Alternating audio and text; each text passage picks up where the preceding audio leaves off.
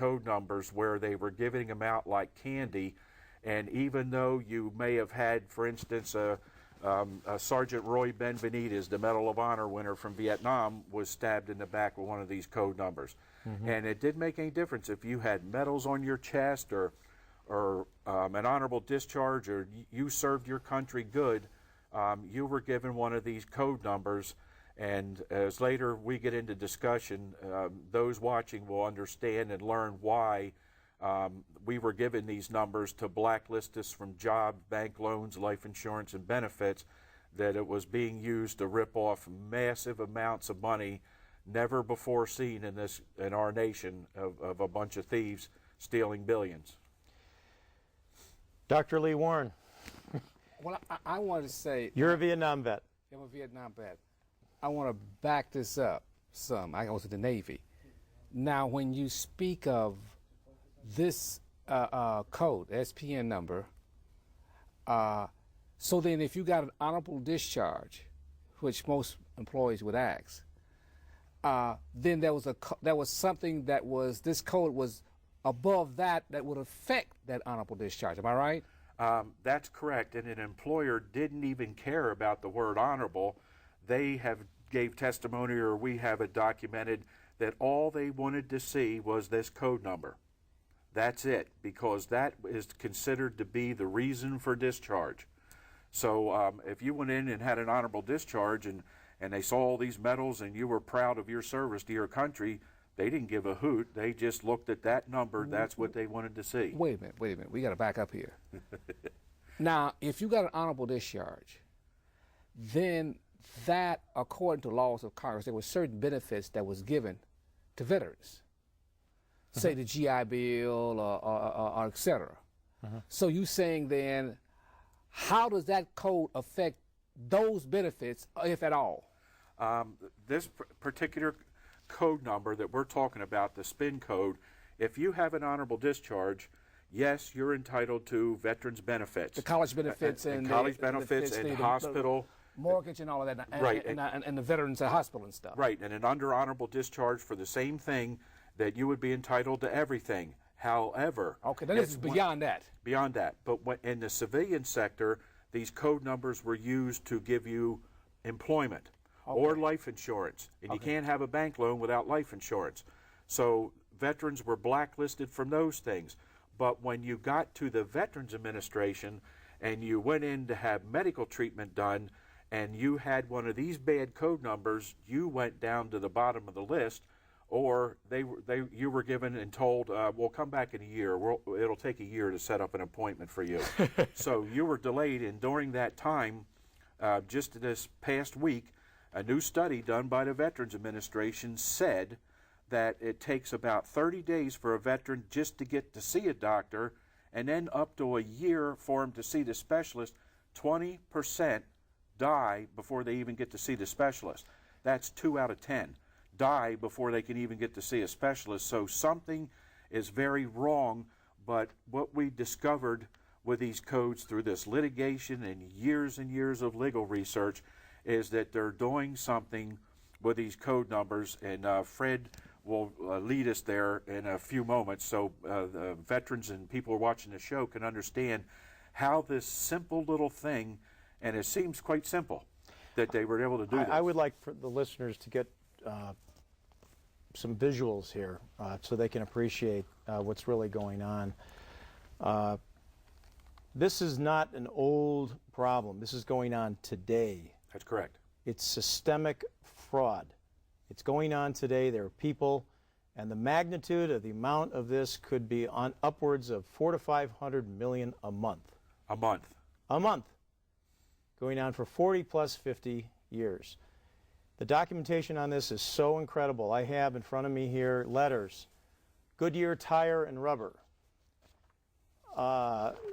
is in receipt of these codes. Has your company been supplied a list to interpret discharge code numbers? Yes. Goodyear Tire and Rubber says yes. Headquarters of, this is, who is this here? Boeing. Boeing, now in Chicago. Has your company been supplied a list to interpret the code discharge numbers? Yes. Boeing admits yes. Honeywell. Has your company been provided a list to interpret the discharge code numbers? Yes, Honeywell. So these codes, like a virus, like a cancer, have been distributed all over corporate America, correct? That is correct. Through the VA. Through the VA and through... And now they can say, we didn't do anything, look at the VA. And the VA says, we didn't do anything, Department of Defense. It's a three-card Monty. Yeah. Okay, but the codes are, you go to apply for a job at Goodyear, you are Edwin Crosby, and they all they want to see on your DD214 is your SPN code number. That's correct. And if you don't have a good code number, you can interview all you want, but you're never going to get a job there, right? That's correct. You're going to be... You can have the highest accolades in terms of electromechanical engineering, schooling, experience in war, doing whatever, and you're not going to get a job at any one of these major corporations. That's correct, and that's why Vietnam veterans lead the nation in homelessness, underemployment, unemployment, and all these things, because you have to look at the time period. During the 1960s, the government got its computers in 1964, and that's when they had this race to start identifying and giving everybody these coded numbers, and especially during the period of the Vietnam War, these men coming back from Vietnam, from what we've been able to ascertain visually by looking and interviewing a lot of Vietnam veterans, 8 out of 10 of them would have a derogatory code number. So basically what this does is like fraud, basically, because they're telling you, on one hand, it's like a university giving you a diploma, and then at the same time you earn your diploma, there's something derogatory just about disannuls the diploma. Yeah. So they're telling you got honorable discharge here, but yet they got a code that says, well, you this type of personality, which really disannuls the whole thing. So Exactly. you might as well just have dishonorable discharge there. Exactly. And nobody told you about these codes? Nobody no, told because any veterans about these codes, no, right? the regulations say that the veteran will not be told about this. And now how this came about, so the public started to understand, was Senator Sam Ervin of the Watergate Committee started to investigate where the committee to re-elect the president, it was called CREEP, was getting all those tens of millions of dollars from.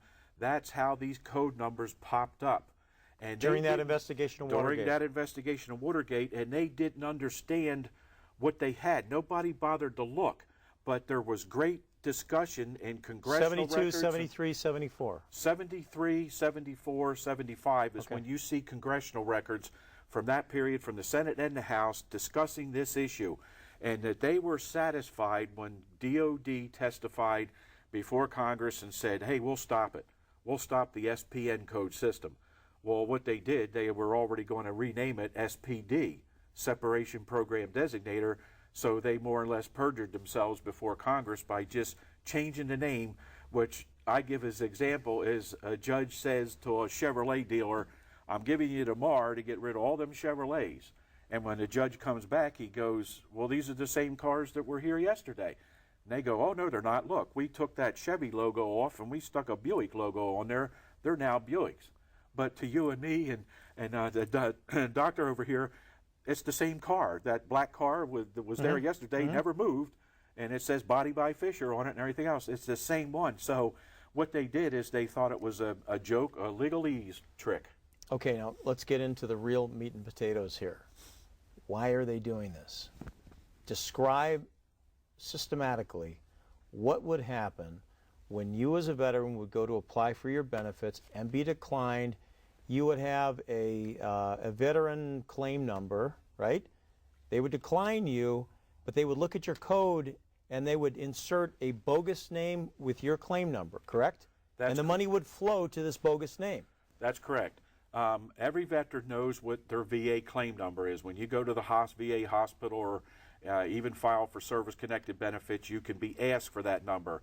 A lot of times now they're just asking for the last 4 of your Social Security, but in order to make sure they have the right person, they ask about your VA claim number.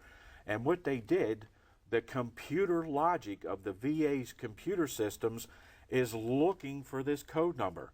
It's required in the computer logic to determine basic eligibility for benefits. So if you submit for a benefit, the computer looks at it and it sends a letter to the real veteran. Dear veteran, we're terribly sorry, but you're not entitled to that benefit. And the veteran will probably go, oh, well, that's the way that goes. But out of 10 veterans, 2 or 3 of them will come back and say, yes, I am. But in the meantime, they've got that veteran's VA claim number, and it's now in the system. So when a veteran submits for benefits for service-connected disability, they're taking that VA claim number and giving it a phony name or a ghost name. And this phony is getting the money, and the real veteran, I happen to have been one who had my claim in for more than 20 years, and there's 400,000 claims backlog now of veterans. These people aren't getting paid, and there's a reason for it, and it's this rip-off of these funds. And if Somebody's getting this money, though. Now, wait a minute. Yes. We've got to back up here. Are you